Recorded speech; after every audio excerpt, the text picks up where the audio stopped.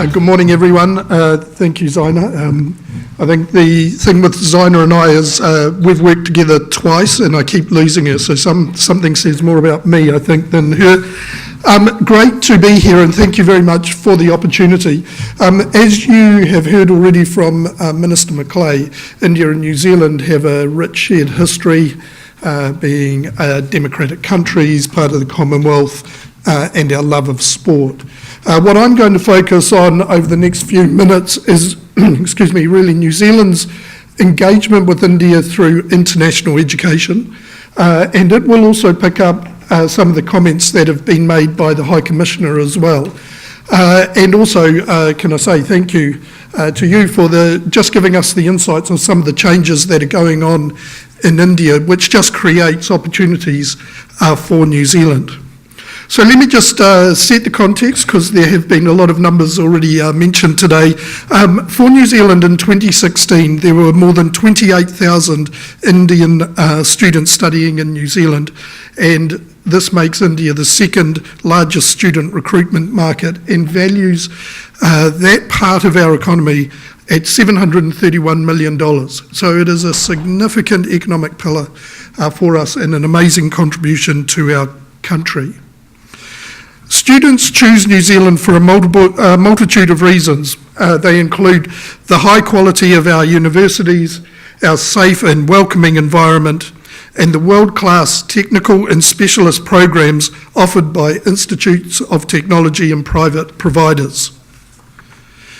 There are also significant opportunities for students to build on New Zealand's skills and capability. For example, former AUT international student Ritika Bhargava, who has opened a chain of physiotherapy clinics, won a Young Entrepreneur of the Year award and represented New Zealand in powerlifting. Ritika is a wonderful example of a former international student making an outstanding contribution to New Zealand. New Zealand welcomes the contribution and the rich cultural diversity that such international students bring. This is reflected in the huge popularity of cultural festivals and events, which demonstrates Kiwis' interests in aspects of cultural exchange around fashion, food, customs and traditions. More than that though, international education plays a vital role in strengthening New Zealand's links to the wider world. To prosper as a 21st century nation, we rely on international trade and partnerships and the exchange of ideas. International education provides the solution, creating people-to-people connections and instilling knowledge that can be applied to diplomatic, trading, investment and education links in future years.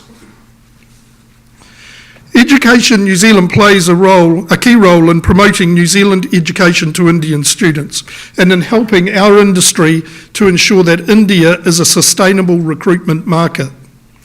In the last few months, we've run a number of innovative campaigns and public relations activities focused on attracting talented students who want to study higher level qualifications from targeted cities and regions.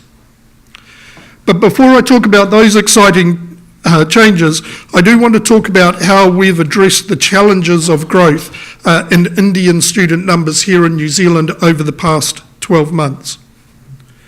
The rapid growth in student numbers we experienced from India between 2013 to 2015, where it went from 12,000 students to 29,000 students, has brought its challenges.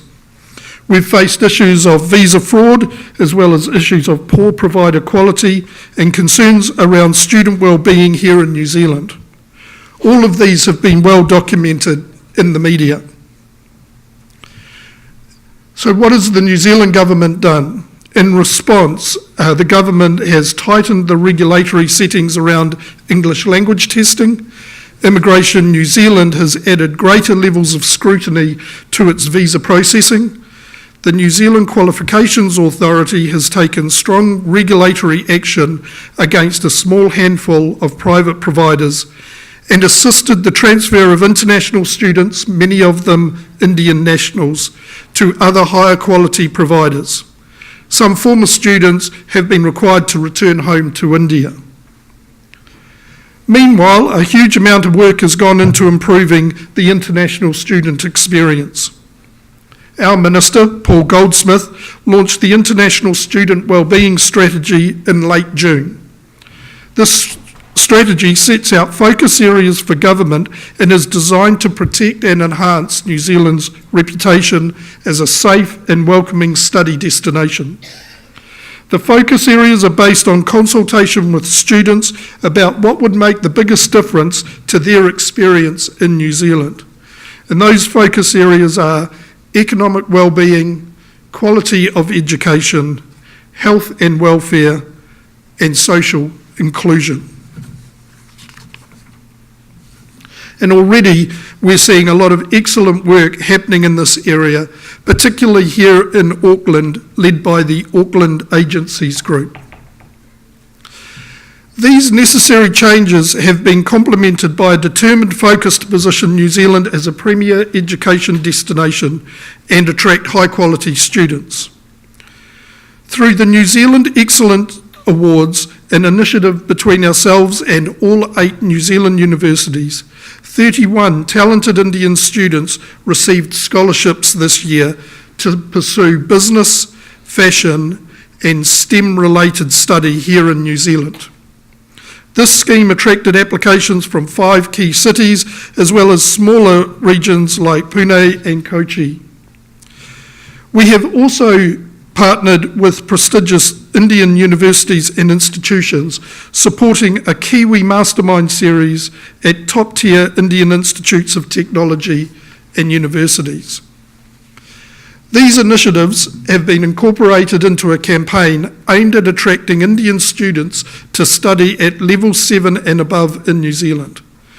This campaign has resulted in a 38% increase in university enrolments from India over the past year, compared to 2016, with a 6% increase also for our institutes of technology and polytechnics. We have also seen New Zealand move up in preference ranking from 7 to 3 as a study destination for Indian students. For this campaign, named From Volume to Value, our India team won gold at the PR Awards Asia 2017. Just to give you a sense of the calibre of the entrants, the other category winners were Airbnb, Panasonic, Huawei, Ford, and the World Wildlife Fund. These initiatives embody New Zealand's education strategy to grow high-quality education and research connections to raise the profile of New Zealand in India, whilst also contributing to the skills challenge that India is facing. We also support New Zealand institutions to find reputable partners to explore long-term collaborative linkages. In 2012, Victoria University of Wellington established the New Zealand-India Research Institute, providing opportunities for important academic connections through a greater level of joint research, postgraduate studies and staff exchanges. In 2016, we hosted Runway to New Zealand in association with the Fashion Design Council of India, showcasing collaborative efforts between Indian and New Zealand fashion students. Former Prime Minister John Key's visit to India in October last year saw several partnerships established between India and New Zealand, including an agreement between Bombay Stock Exchange Institute and the University of Otago, a partnership between Universities New Zealand and the Maharashtra Ministry of Higher Education, and a commitment by Universities New Zealand to the long-term development of an Indian engagement strategy. The foundation of any education partnership is an academic one. To further these partnerships, Education New Zealand launched an academic lecture series in 2016 involving 5 New Zealand university academics, giving guest lectures at prestigious Indian universities in prominent cities in South India, and showcasing world-leading New Zealand university expertise in diverse fields within engineering, science, and business.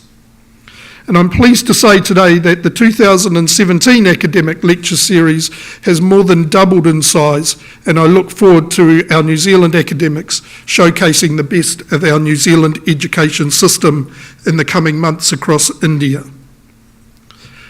Such initiatives wouldn't be possible without the strong support and commitment of our Indian counterparts, and I would like to thank them for their ongoing support, and I look forward to building on our relationships over the months and the years to come. Education is and will continue to be a cornerstone of the relationship between India and New Zealand. But we need your help. We need your help to tell the story of the value of international education both to New Zealand and to India. I ask you to use your channels and contacts to highlight the quality of the New Zealand education system, to promote the benefits that international education provides both to India and New Zealand, and to realise opportunities before all of us to build on such a positive and promising education relationship between our countries. With your help, I believe we can do amazing things. Thank you very much.